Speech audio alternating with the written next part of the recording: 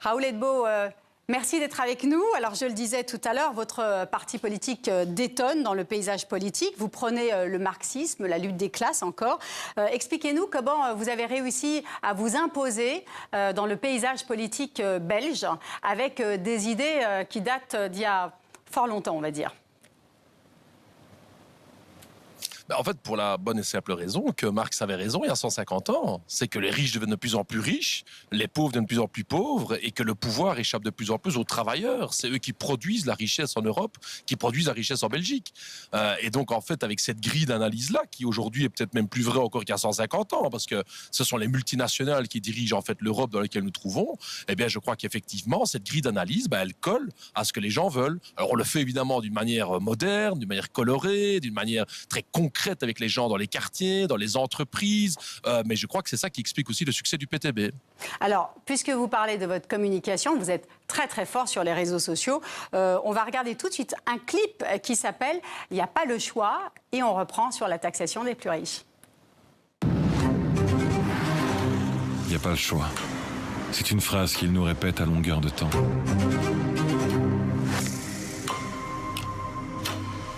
Tout augmente, les courses, le loyer, les factures, tout, mais pas nos salaires, ça non. Ok. Bonjour monsieur. Comme d'habitude. Même avec 2 revenus, les fins de mois sont difficiles. Mais selon eux, il n'y a pas le choix. Ils nous promettent un tas de choses pendant les élections. Il n'y a pas d'ambiguïté. Nous ramènerons l'âge légal de la pension à 65 ans. Puis c'est le grand écart entre les paroles et les actes. Ah, toi aussi, t'as du mal à gober ça? Mais je vais te faire un scoop, tu sais. Moi, je traverse la rue, je trouve du travail. Bon, là, forcément, je peux pas le faire parce que je suis en taxi.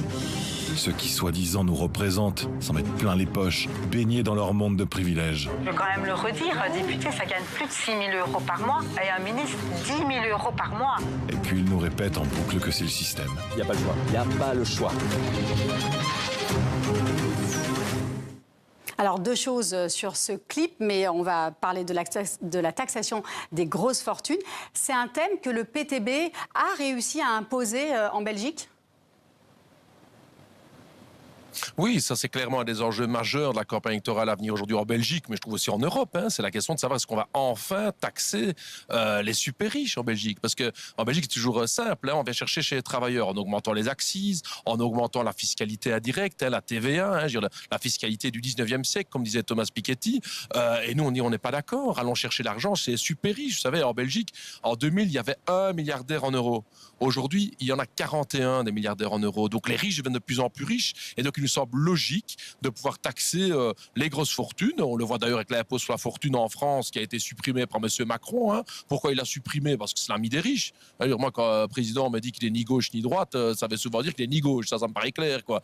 Vous comprenez ce que je veux dire? Donc moi, ce combat-là pour une imposition des grosses fortunes, c'est un combat qu'on veut vraiment mener jusqu'au bout. Alors, justement, sur ce combat-là, vous faites un peu distancer par le Parti socialiste belge qui propose une taxation dès 1 million d'euros. Vous l'avez reculé à 5 millions d'euros. Pourquoi ?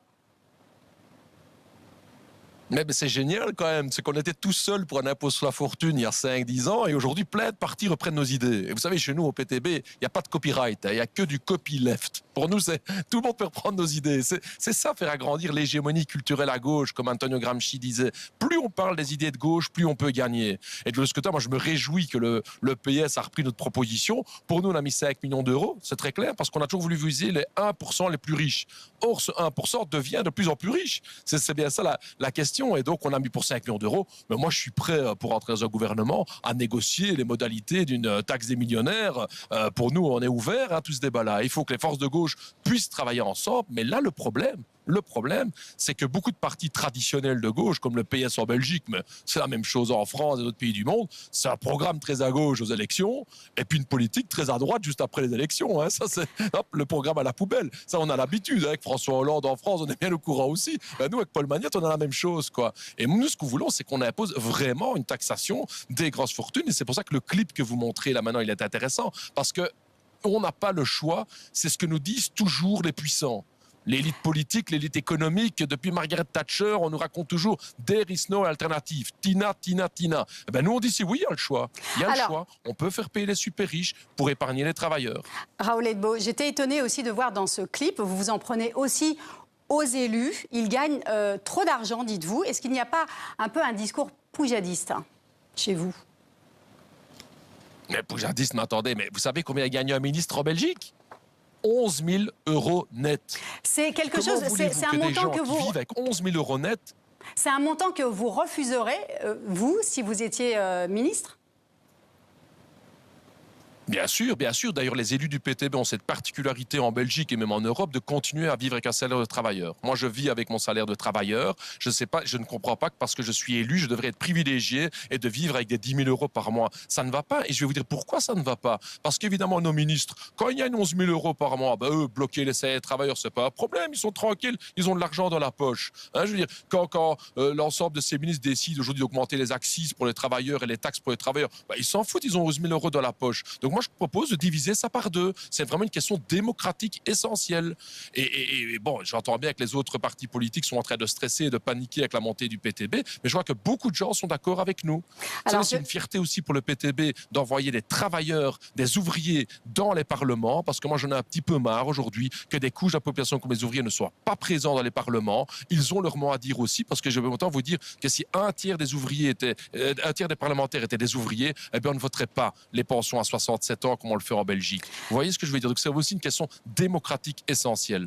Alors ça fait 10 ans que votre parti progresse, et pourtant vous n'avez jamais fait partie d'un gouvernement de coalition. C'est la règle en Belgique, on ne forme que des gouvernements de coalition.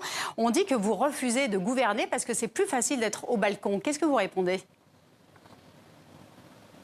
Ah ben non, tout ça, de toute façon, ça c'est vraiment des foutaises. Évidemment qu'on veut gouvernement, et j'espère que le 9 juin, il y aura le PTB qui va pouvoir monter dans un gouvernement. Mais pour ça, il faut que nous trouvions des partenaires de coalition. Alors, ça va être un secret pour personne, ça ne va pas le faire avec les partis de droite, ça c'est clair. Mais avec des partis comme le PS et Écolo, on pourrait faire une majorité, mais pour faire une rupture.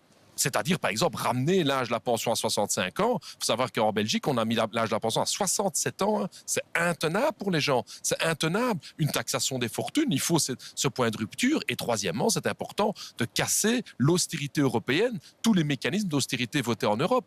Et donc ça, je propose alors aux présidents de partis de gauche, M. Magnette, M. Nollet, chiche, est-ce qu'on peut faire une rupture? Et là, ils me disent, ouais, c'est irréaliste, il faut bien accepter le cadre européen, il faut bien accepter qu'il faut travailler de plus en plus longtemps. Je ne suis pas d'accord. Ce fatalisme de la gauche traditionnelle, elle me révolte réellement. Elle me révèle parce que nous, on a besoin d'espoir.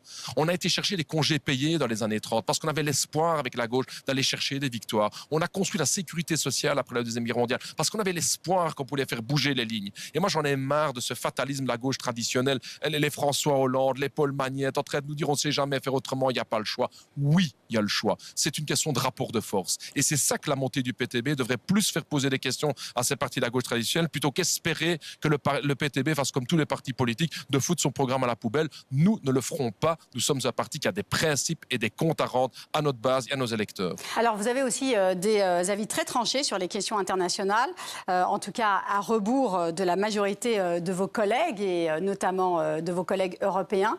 Sur la guerre en Ukraine, par exemple, vous êtes contre l'intégration de Kiev à l'Union européenne. Pourquoi? Quels sont vos arguments? Parce qu'en fait, l'Union européenne est une Union européenne ultralibérale, dont le but est de mettre en concurrence tous les travailleurs les uns contre les autres, les travailleurs espagnols, grecs, portugais, polonais, belges, français, la concurrence à outrance, et faire rentrer l'Ukraine dans l'Union européenne va encore agrandir cette concurrence. Vous savez, l'Union européenne, le traité de Rome, la libre circulation des capitaux, des services, des marchandises, des travailleurs, c'était pas pour le bonheur d'aller de temps à autre faire un peu de tourisme dans un autre pays, c'était pour construire une Union européenne au service du grand capital, des grands groupes multinationaux européens. Et donc cette intégration ne va garantir le bonheur ni du peuple ukrainien, ni du peuple européen. Donc ça, c'est notre première mesure, première grille d'analyse importante. Et deuxièmement, sur la guerre en Ukraine elle-même, c'est l'idée de dire que d'aller vers une guerre des blocs les uns contre les autres va nous mener à la Troisième Guerre mondiale. On nous dit d'abord envoyer de l'argent à l'Ukraine, et puis des armements à l'Ukraine, et puis des F-16 à l'Ukraine. Et maintenant, on parle d'envoyer des troupes au sol à l'Ukraine. Mais on va en droite ligne vers une Troisième Guerre mondiale. Et je crois qu'il faut mettre en garde contre ça. il faut que le mouvement pacifiste grandisse pour pouvoir effectivement laisser place à la diplomatie, laisser place effectivement à une vision multilatérale du monde. Sinon, on va vers une guerre mondiale et moi, je suis inquiet de ça. Mais vous pensez que Vladimir Poutine est un homme de négociation? Vous pensez que c'est possible? Ah ben non, mais ça va pas être simple, mais vous croyez qu'aller vers la Troisième Guerre mondiale, c'est plus simple? Je veux dire, l'escalade militaire, comme on est en train de la connaître aujourd'hui, vous croyez que c'est une voie plus simple? Elle va nous mener tout simplement vers la guerre mondiale. Donc moi, j'entends aujourd'hui que c'est la Turquie qui prend aujourd'hui le relais d'une certaine dynamique diplomatique, mais moi, je crois pourquoi l'Union européenne ne le fait pas? C'est ça la question quand même il faut poser. On doit tendre la main comme Union européenne vers le Brésil, vers l'Inde, vers la Chine, vers l'Afrique du Sud, tous ces pays du Sud qui regardent cette guerre aujourd'hui d'un autre œil parce qu'ils disent mais c'est quoi ce deux poids, deux mesures des Américains? On doit arrêter de croire que le bonheur de l'Union européenne peut être garanti par un leadership américain. Les Américains sont intervenus en Irak. 1 million de morts. Qui parle encore de ce million de morts? Les Américains, aujourd'hui, sont intervenus en Libye, en Afghanistan, en Syrie, dans tous ces pays. C'est quoi le bonheur qu'on a apporté? Pas du tout. C'était juste pour des enjeux impérialistes et géostratégiques. Et moi, je crois que l'Union européenne devrait tendre la main vers ce monde multipolaire.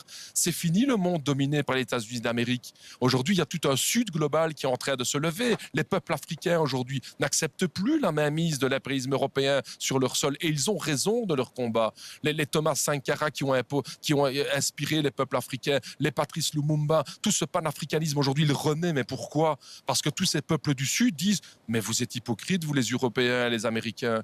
Vous faites plein de sanctions contre la Russie, mais contre Israël qui est en train de faire un génocide en Palestine, pas de sanctions. Pourquoi ce deux poids, deux mesures ?» Eh bien, cette question que le PTB pose, elle est posée mais par des millions de personnes dans le monde. Et l'Union européenne doit tendre la main vers tous ces peuples-là et pas continuer cette hégémonie impérialiste comme elle peut le faire sous égide des États-Unis d'Amérique. Raoul Edebo, lorsque la CPI a délivré un mandat d'arrêt contre Vladimir Poutine, est-ce que c'était une erreur? Si on suit votre raisonnement, est-ce que c'était une erreur? Non, mais moi, j'ai pas de problème à ce que la CPI fasse ça. Je dis juste que pour être crédible, elle doit aussi appeler George Bush à la barre. OK? Sinon, on n'est pas crédible au niveau des peuples du monde. Je veux dire, on peut et on doit condamner Vladimir Poutine qui, aujourd'hui, rentre en Ukraine, mais vous ne pouvez pas le faire si, en même temps, vous ne dites pas que le million de morts directs et indirects en Irak doit aussi être mis devant la Cour pénale internationale. Pourquoi, sinon, deux poids, deux mesures? Ça va pas, ça. Ça ne va pas. C'est antidémocratique. C'est vraiment... Ça montre bien, d'ailleurs, qu'aujourd'hui, ces droits de l'homme qui sont invoqués par les partis traditionnels européens, en fait, ce n'est pas les droits de l'homme qui les intéressent, c'est les enjeux géostratégiques, c'est le business, c'est l'argent. C'est pour ça qu'on fait des guerres. Ça fait des centaines d'années qu'on fait la guerre pour l'argent, pour le fric, pour le pognon, mais pas pour les droits de l'homme. Et je crois que l'attitude aujourd'hui de l'Union européenne par rapport à la Palestine le démontre bien. Merci beaucoup, président du PTB, le Parti du Travailleur de Belgique. Merci Raoul Edebo d'avoir été l'invité du Grand Angle.